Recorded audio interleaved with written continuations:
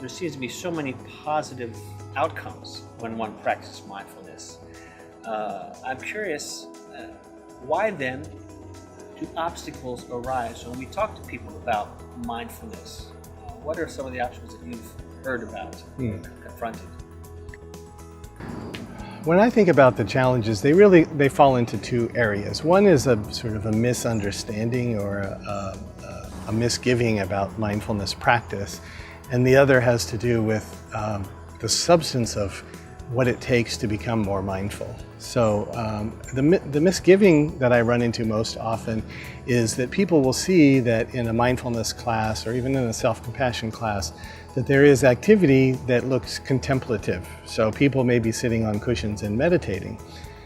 And that by itself may have certain associations for people. In the mindfulness-based stress reduction program, there's people doing yoga as well. So there's another strange-looking practice that maybe isn't familiar to people. And if they have seen it, they may have seen it in a religious or spiritual context. And so they might think of this as being some kind of a training program in Buddhist practice of some sort. Certainly in Buddhist teachings, there are a lot of things related to mindfulness, and the term comes from that particular place. But this practice is just cultivating a natural human capacity that extends beyond cultural, spiritual, religious barriers. There is literally no spiritual tradition that I'm aware of that doesn't have a contemplative aspect to it. And what we're teaching, when I talk about mindfulness, I say moment-to-moment, non-judgmental awareness.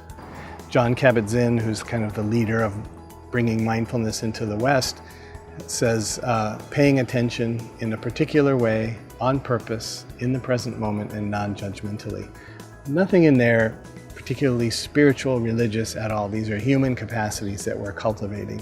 It just happens that people in the Buddhist tradition have focused on that and have a certain kind of language around it, but the practice itself is not at all Buddhist. So sometimes people will see that, it's strange, it's different, and they question, like all of us do, when something's different than our previous experience, we're always a little bit hesitant. And I always invite people in and say at the end of the first session, so what have you heard here that you object to?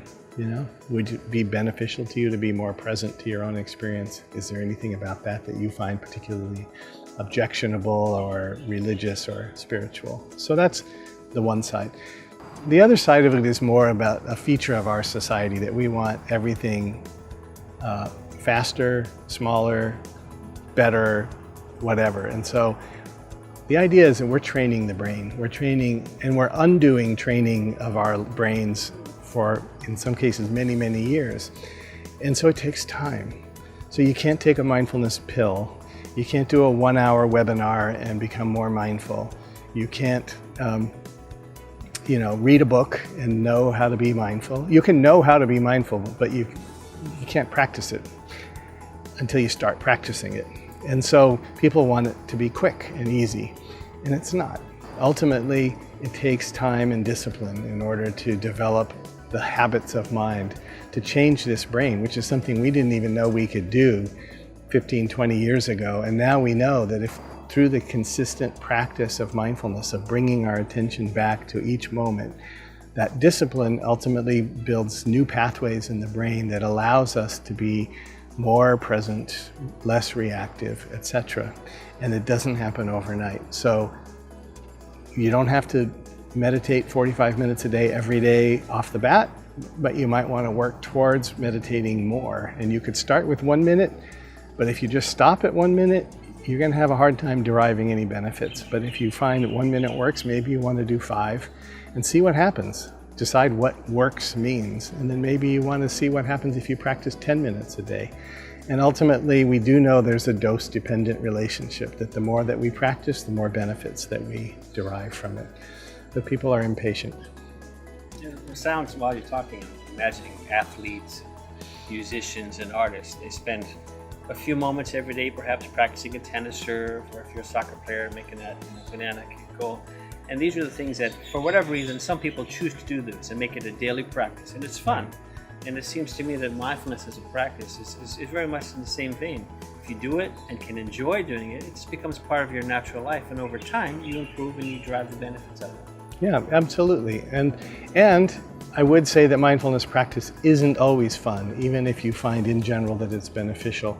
And it's worthwhile to know that, so that when you sit down one particular time to meditate, and yesterday when you meditated you ended up so relaxed, if you start to chase after that relaxation, you're going to have a hard time being relaxed the next time. And sometimes it will be difficult, and those are the times that actually strengthen our practice, when we can meditate through a really active mind, a distracted mind, a painful body.